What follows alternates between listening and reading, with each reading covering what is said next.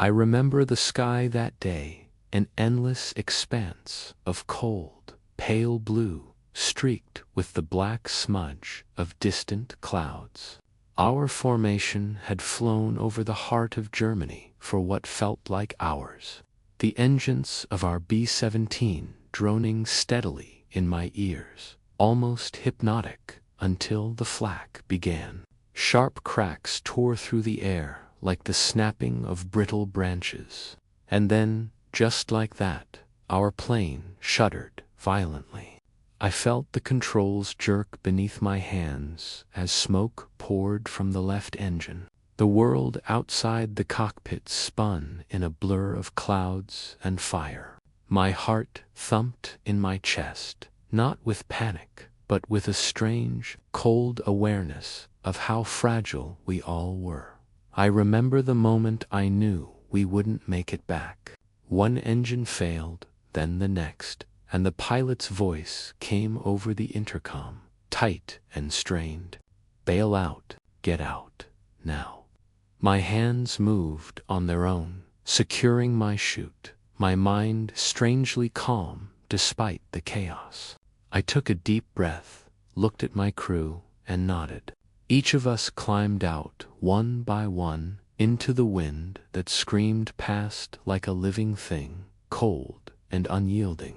I felt weightless, suspended between the earth and sky, the smell of burning fuel behind me, the world falling away. The ground approached fast, green fields turning into shapes, and then into the solid certainty of impact. When I hit, I rolled instinctively, the ground hard and damp beneath me. Pain shot through my ribs, and I lay there for a moment, staring up at the clouds, trying to orient myself. The trees nearby swayed with the wind, whispering as if mocking the violence of the sky I had just left. I was alone. The other men were scattered, already taken, or moving to hide. My uniform was torn, my hands scraped from the landing, but alive. Alive, and suddenly unbearably aware of my own vulnerability. Hunger gnawed at me, a bitter reminder that war was not just explosions and heroics, but long stretches of waiting, of small terrors that no one wrote about in the papers. I remember walking through the fields, each step slow, cautious. Every rustle of leaves, every bird's cry made me jump. Fear was a constant companion, but so was a strange sense of clarity. I had expected the Germans to come with rifles and anger, but I hadn't expected the silence, the stillness of a village hidden among the trees. Days earlier, I might have judged anyone in that village as the enemy. Now, I was the stranger, the fragile human being in need. It was near dusk when I saw her first, an older woman carrying a basket of vegetables, moving slowly along a dirt path. She noticed me immediately, the wildness in my eyes, the torn uniform, the grime of my fall. She didn't run, didn't shout, didn't point. She simply stopped, studied me as if weighing my soul, and then beckoned with a small, trembling hand. I remember hesitating, my instincts screaming at me, but hunger, exhaustion, and the ache of my broken body pushed me forward. She led me quietly to her home, a small cottage with smoke curling from the chimney, warm light spilling from the windows. Inside, the smell of bread baking, of herbs hanging from the rafters, enveloped me. She offered me a chair, a bowl of soup, and a blanket without a word of accusation or fear. Her eyes were kind, not naive, but aware. I remember drinking the soup, the warmth spreading through me, the first comfort I had felt since the plane went down. She did not ask who I was, what I had done, or where I came from. She simply treated me as human, as a person who had fallen from the sky and needed care. That night, Under her meager roof, I realized something I had not understood before. Humanity can survive even when the world is at war. Days later, I realized just how fragile my situation truly was. The woman, whose name I learned was Marta, insisted I remain hidden during the daylight hours. The village beyond her garden was cautious, watchful. The war had left every face wary, every window shuttered like a fortress. I spent the hours beneath the low beams of her attic, listening to the faint creaks of her house settling, the soft whisper of the wind through the eaves. At first, I felt imprisoned, yet safe, a paradox that left me with a strange sense of peace I could scarcely name. I remember looking out through the small, dusty window and watching the villagers move about their daily lives. Children ran along the cobblestones, barefoot and laughing, oblivious to the war that hovered just beyond the hills. Farmers tended their fields, stooped beneath the weight of their labor. And yet there was dignity in their routines, a quiet defiance in the way life persisted despite the chaos surrounding them. I felt ashamed at the thought that my enemies, the people I had been trained to fear and destroy, were so ordinary, so human. Marta was patient with me. She brought me food and water, tending to my scrapes and bruises with careful hands. She didn't speak of politics, of Hitler or Roosevelt, or the battles raging far away. Instead, she asked about my family, my home, my dreams before the war had swept everything away. Her questions were soft, unassuming, but they reminded me that I was still a man, not merely a soldier or a target. I began to speak to her as if writing a letter, recounting fragments of my life in Pennsylvania. The orchards I'd wandered as a boy, the smell of my mother's kitchen.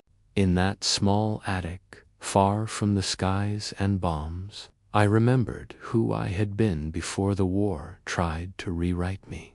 The nights were the hardest. I would lie awake, listening to distant artillery, the occasional roar of planes overhead, my heart jumping with each sound. Fear never fully left me, but Marta's presence softened it, gave it a human shape. Once, she placed a hand on my arm while I stared into the darkness, and without words, I understood her silent reassurance. I was not alone.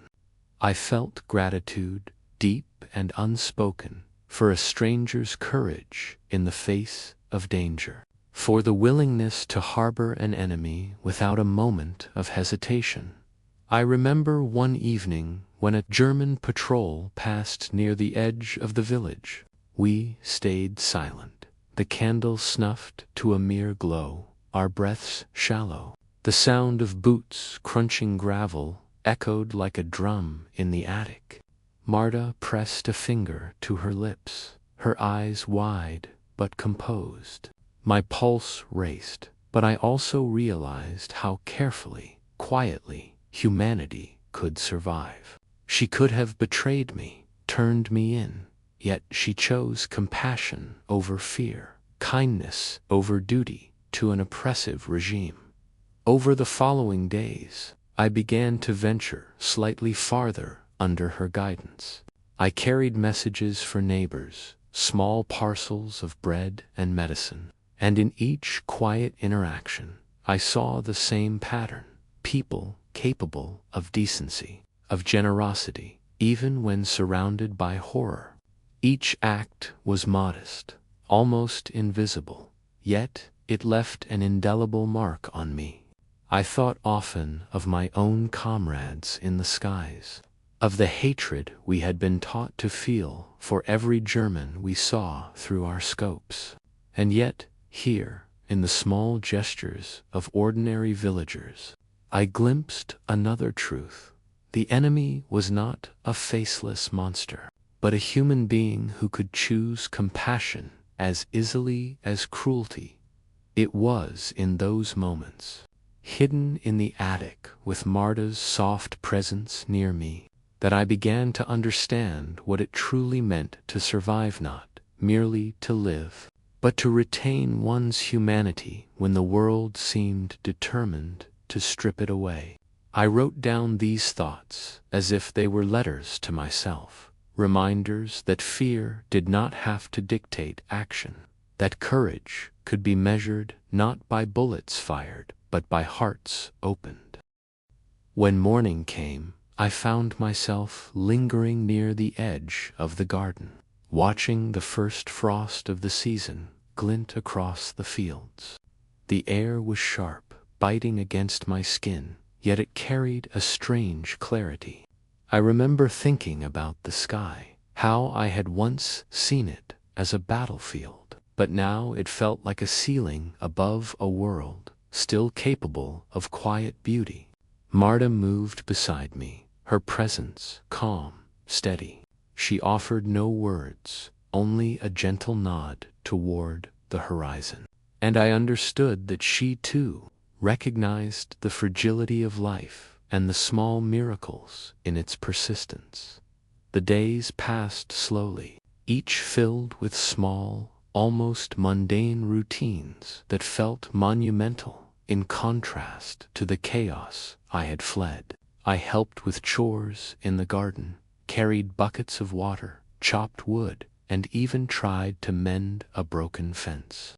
Every task grounded me, tethering me to the rhythm of ordinary life that had seemed impossible in the sky above Germany. And yet, with each laborious movement, I was reminded of the quiet suffering of a people who endured occupation, rationing, and fear, and yet never lost the essence of their humanity. I remember one afternoon when a child approached me, no more than 7 or 8, her hair tangled and her cheeks smudged with dirt. She stared at me with wide, curious eyes, unafraid. I froze, unsure how to respond, but Marta smiled softly and whispered something to her. The girl handed me a small piece of bread she had saved, a gesture so simple and fragile that it brought tears to my eyes. I had been trained to see Germans as the enemy, yet here, in the innocence of a child, I saw nothing but humanity. I bowed my head, nodded, and whispered a thank you, feeling the weight of guilt and gratitude in equal measure. The nights remained the hardest. I would lie awake, listening to distant gunfire, my body tense, my thoughts spinning. Sometimes I imagined the men from my crew, wondering if they had survived, if they were hiding somewhere, if anyone was thinking of me at all. And yet, the attic became a sanctuary of sorts. I would scribble letters in a small notebook I had kept hidden, knowing they might never reach home. I wrote of the kindness I had seen, of Marta's quiet courage, of the small miracles of human connection that persisted despite the destruction around us. Writing kept me sane, kept me tethered to the man I had been before the war threatened to strip me bare. One evening, Marta brought a neighbor into the kitchen, a young man, tall, quiet, with eyes that betrayed exhaustion and fear. He offered me a nod of acknowledgement, and for the first time, I felt the weight of trust passing between us. He spoke little, only enough to help with supper, yet his actions carried the same quiet courage I had come to associate with Marta. I realized then that heroism was not always loud or violent. It could be found in the willingness to care for a stranger, to risk safety for compassion, to act with dignity in a world that had forgotten it. I remember standing by the window later that night, watching smoke curl from the chimneys of the neighboring homes, the stars glimmering faintly above the darkened countryside. I felt a strange combination of fear and hope, a realization that I had been changed forever by the kindness of strangers, by the humanity of those I had been taught to hate. The war had not ended, and my survival was still uncertain, yet I understood that survival was more than living. It was about retaining one's heart, one's ability to recognize goodness, even in the most unlikely of places. As I lay down to sleep that night, I felt a quiet determination settle within me. I would carry these lessons with me, even if I never returned to the skies, even if the war took everything else. And somewhere deep inside, I began to understand that humanity could survive, even in the heart of an enemy's land, if one chose to see it and nurture it, one small act at a time. Days stretched into weeks, and I began to settle into a rhythm that was at once foreign and comforting. Each morning, the village stirred to life with cautious energy. The distant rumble of artillery had become a part of the landscape, a low and constant reminder that the war was never far. Yet within Marta's home, the world felt small, safe, almost ordinary. I remember the quiet pride she took in tending her garden, her hands working the soil with the patience of someone who had seen hardship and refused to let it break her spirit. Watching her, I began to understand the resilience of people who live under constant threat, and it humbled me. One afternoon, Marta asked me to accompany her to fetch water from the well at the edge of the forest. I remember the sun slanting through the branches, casting long, golden shadows across the path. My heart thudded nervously as we walked, alert to every sound, every movement. We were careful, silent, yet there was a strange beauty in the stillness. Birds sang in the treetops, leaves rustled with the wind, and for a few moments I felt a connection to the world that had been absent since the plane fell from the sky. Marta spoke little, yet her presence was enough. I realized I had come to trust her, perhaps more than I trusted anyone else in my life. That evening, a German officer came to the village routine patrol, he said, checking for deserters, escapees, or suspicious activity. I remember freezing in the attic, my pulse pounding, my breath shallow. Marta's calm was a silent command. Trust the humanity in others, even when danger approaches. He spoke politely, asking questions about the village, about the people, yet his eyes lingered on me with curiosity I could not read. I crouched low, hidden from view, feeling the precariousness of my existence like a stone pressing against my chest. And yet I sensed no malice, only duty, an ordinary man, performing the job he had been given, as I had once performed mine in the sky above Europe. In the following days, I began to understand the quiet courage it took for ordinary villagers to survive. One morning, Marta and I found a young mother struggling with a sick child. I remember the small, frightened face of the boy, his cheeks flushed, his breathing shallow.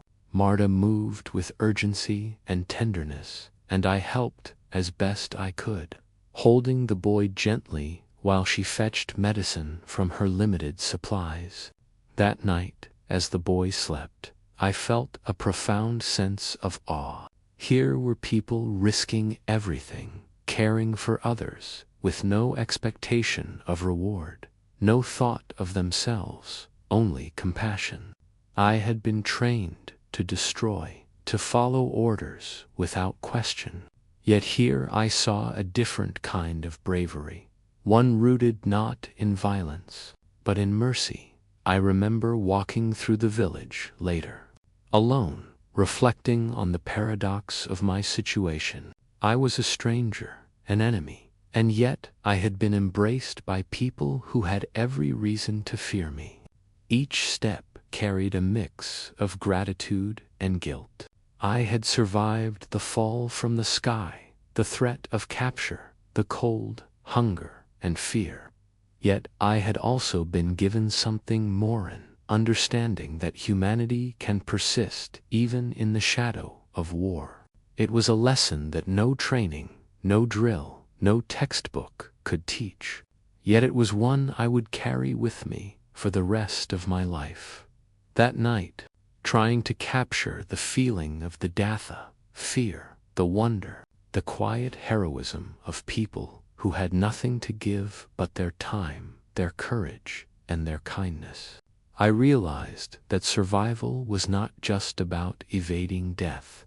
It was about recognizing the good in others, nurturing it, and allowing it to shape the way one lives. In the attic, under the dim glow of a candle, I felt a fragile hope take root in my chest, a hope that even in a world torn by war, humanity could endure. Days merged into one another with a strange rhythm, each marked by simple routines and small gestures that carried more weight than I could have imagined. I remember walking through the fields in the early morning, mist curling around the grass like smoke, the sky pale and still. The world outside Marta's cottage remained dangerous, yet within these boundaries there was a fragile sense of normalcy, a quiet peace that seemed almost impossible to grasp. I had begun to notice details I had once overlooked: the way sunlight glinted off frost on a branch, the soft trill of a bird's song despite the distant sounds of war, the gentle smile of a neighbor offering a nod as I passed one morning. As we tended the garden, a local farmer approached. His expression was wary, hands clutching a bundle of cloth as if ready to defend it.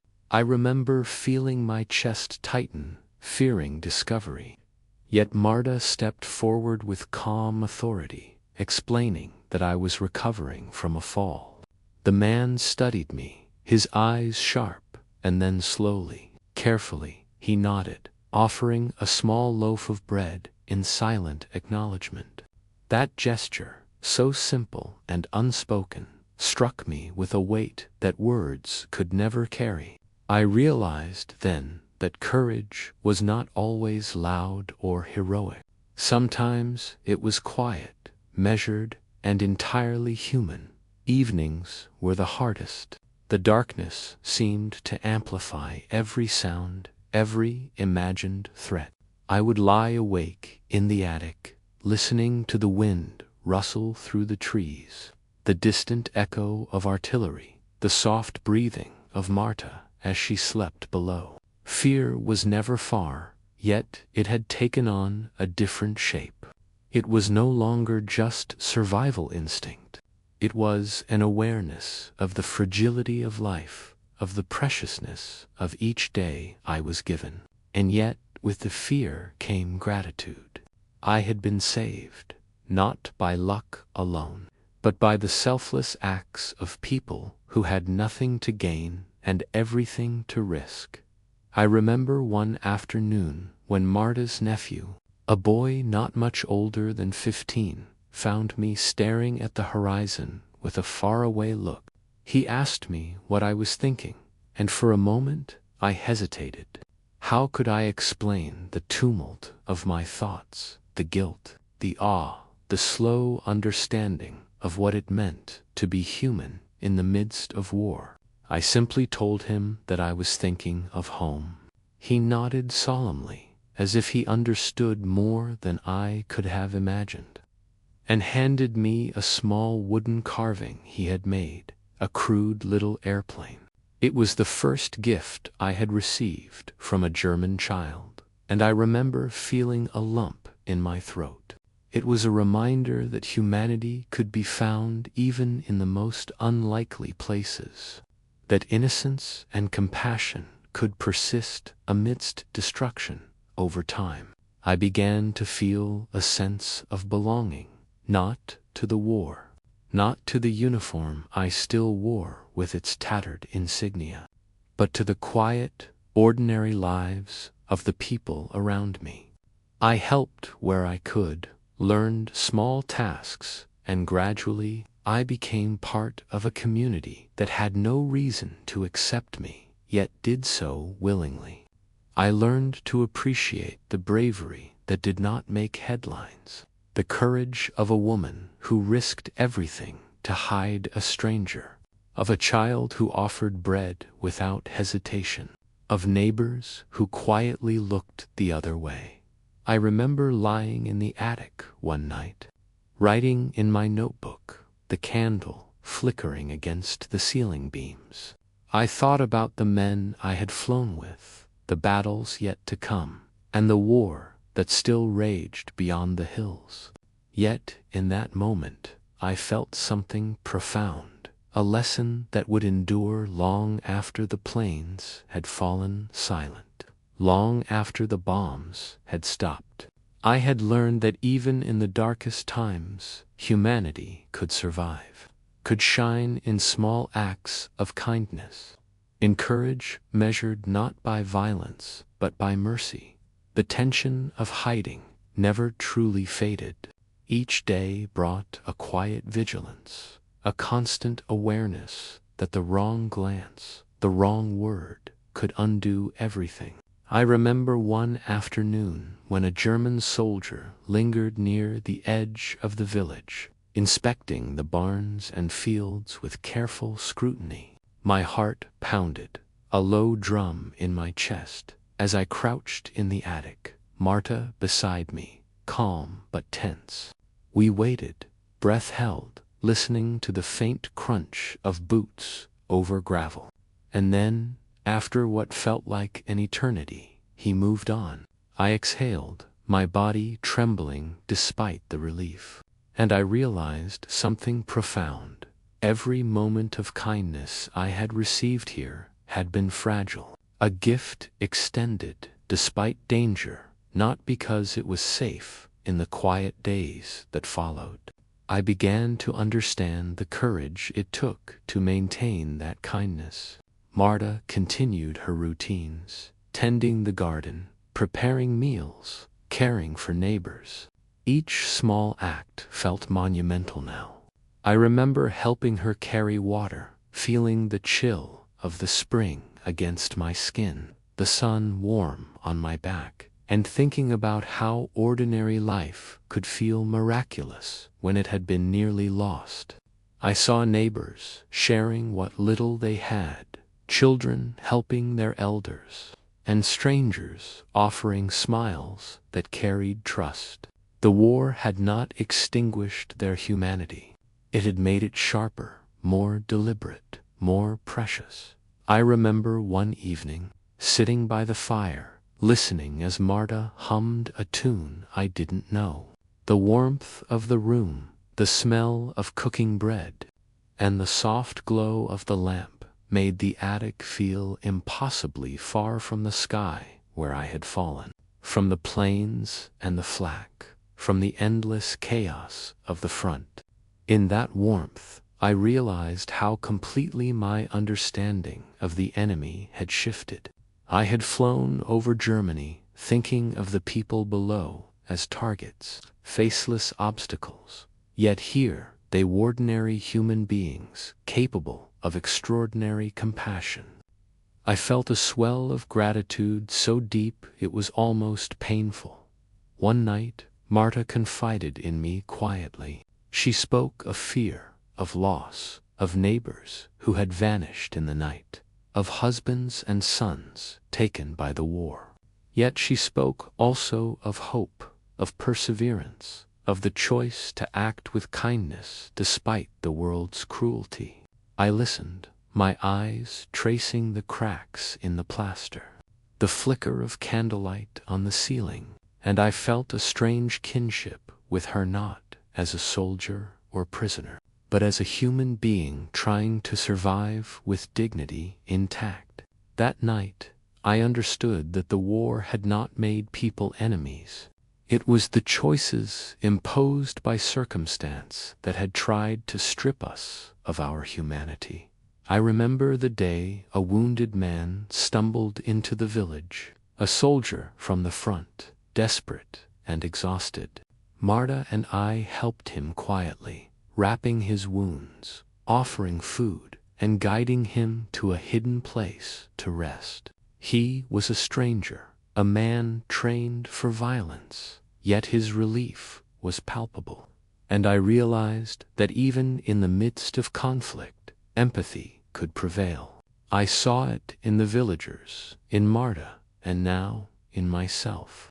The war had shown me fear and suffering, but it had also revealed that humanity could survive when met with courage and care. As I lay in the attic that night, notebook in hand, I wrote of what I had seen: acts of bravery without violence, kindness without expectation, and the resilience of ordinary people in extraordinary circumstances. I realized that my understanding of the enemy had changed irrevocably. They were not monsters, not the caricatures we had been taught to believe. They were human, capable of fear, hope, and generosity. And in recognizing that, I began to understand something deeper about myself, that survival was not simply a matter of escaping death, but of holding on to one's humanity, even when the world demanded its surrender. The final weeks I spent in the village carried a strange mixture of fear and quiet certainty. Every morning I rose with the awareness that discovery could come at any moment, yet each evening I lay down with a sense of gratitude I had never known. I remember walking through the frost-covered fields at dawn, the air crisp and biting, the earth beneath my boots firm and real. I thought of the skies I had flown, of the roar of engines and the smell of burning fuel, and I realized how far I had come, not just in distance, but in understanding. Marta continued her care, always gentle, always unwavering. I watched her move through the small household, tending the fire, preparing food, speaking quietly to the neighbors who passed by. There was a rhythm to her life, a resilience born of years spent navigating hardship, and it left me in awe. I realized that her courage, so quiet and consistent, was stronger than any weapon I had ever held. She had chosen to extend her humanity, even to someone she could have feared or rejected, and in doing so, she had taught me the most important lesson of the war: that kindness is a form of courage, and compassion a form of resistance. I remember one evening when the village children gathered near the edge of the woods. They laughed and played, tossing a worn ball back and forth, oblivious to the war just beyond the hills. One of them ran up to me, offering a wildflower picked from the meadow. I took it, feeling the fragility of its petals, and in that small, innocent gesture, I saw the essence of hope.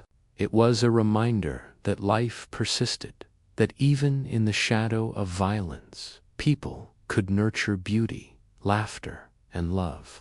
I felt an ache of longing for home, for my family, yet I also felt a connection to these strangers that transcended borders, uniforms, and ideology. Days later, I knew it was time to move again. The war would not pause for me, and my presence could endanger those who had sheltered me. I remember the farewell with Marta, her eyes steady but glistening with unshed tears. She handed me a small bundle bread, a scarf, a note written in careful handwriting.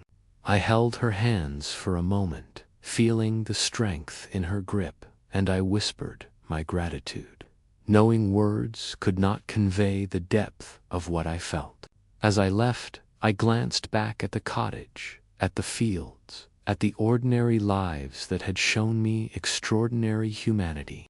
I carried that image with me, like a talisman against fear, a memory of what it meant to survive, not just with life, but with heart intact. The journey back to Allied lines was slow and tense, but I moved with a newfound awareness. I remembered every act of kindness, every cautious smile, every small courage I had witnessed in that village. I thought of the people I had feared as enemies, and I no longer saw them as such. I saw them as human beings, bound by the same fragility and hope that defined my own existence. The war had taught me cruelty and loss, yes, but it had also revealed something more enduring, that empathy could persist even where hatred seemed absolute. I write this now, days after returning to my unit, trying to capture in words the lessons I carry. The skies are no longer just a battlefield. In my mind, they are a place of memory, of fear, of awe, and ultimately of understanding. I think of Marta, of the neighbors, of the children, and I understand that what I have survived is not merely the fall from the sky, but the journey toward recognizing humanity in those I had once called the enemy. That recognition is a gift I will carry always, a quiet proof that even in the darkest times, we are capable of choosing kindness over fear and courage over indifference. And so, I end this letter as I would a diary entry, with a deep, abiding gratitude for the lives that touched mine, for the lessons learned in shadow and silence, and for the fragile, enduring truth that humanity can survive, even in the heart of war.